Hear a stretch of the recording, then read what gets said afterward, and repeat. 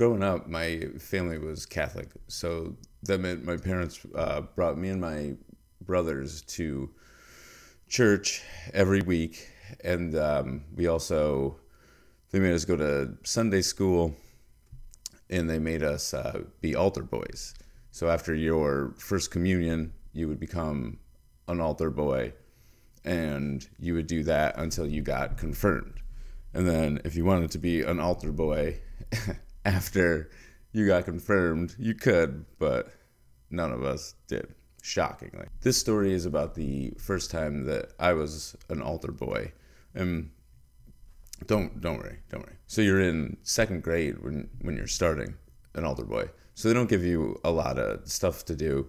Basically, you're just carrying the cross, or at least in my church. And so imagine the cross was, imagine like a 6-foot cross, and they cut it in half. So then the bottom part is the stand, and then the top part you could carry around. So it's my job to take the top half of the cross from the back room that we're keeping it in, through the audience, that are sitting in pews, up to the altar. So then we stop at the altar, and the priest says whatever he's got to say. And then it's my job to take the cross off to the side and put it on another stand that we have up there. When I go to put it on the base, nobody told me to choke up on the thing. So I go to put it on the base, and as I lift my arms, it starts to wobble, and I'm losing control a little bit. And as the more I fight it, and the more I'm losing control, and then it gets to a point where it's like, okay, this is over, and the cross starts to fall back towards me, and my only option is to basically dive out of the way so it doesn't smash me in the face.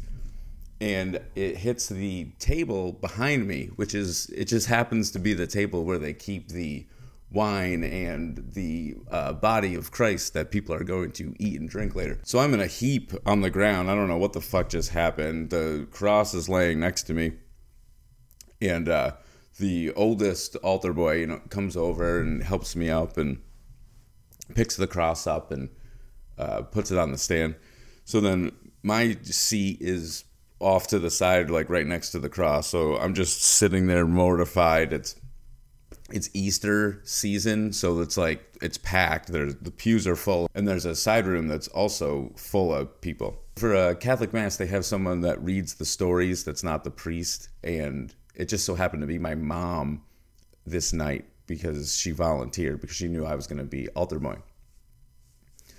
So she was super proud. So she's sitting there during the gospel, the priest is talking, and one of her friends comes up from the overflow room and starts whispering in her ear. And I'm like, what is going on? I'm miserable at this point, so I'm just upset about everything. So, they're doing whatever. It turns out that when the cross hit the table, it hit it in such a manner that Jesus's head shot off into the crowd and rolled to the feet of my mom's friend. So she picked up Jesus's head and then waited to the opportune time of when the priest was saying the gospel to come over and pass my mom Jesus's head. So now it's time to leave, and there I am carrying Jesus, who's barely hanging onto the cross and headless.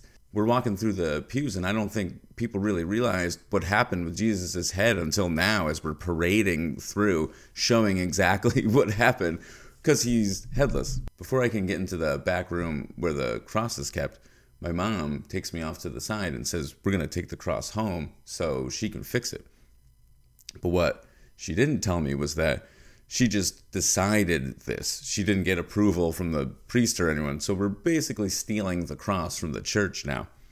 So we go out into the parking lot, and it's not fitting into the trunk because my dad has a Honda Accord. They decide that it's going to have to ride in the back seat with me. So here I am riding home from church with decapitated Jesus in my lap. And I'm looking down thinking, I don't know if religion's for me.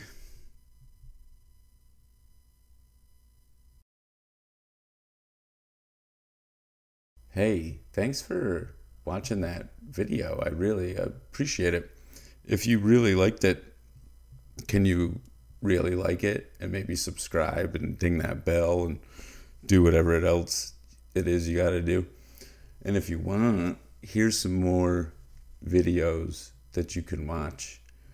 And then at the end of those videos is going to be this video, because time's an endless circle or whatever.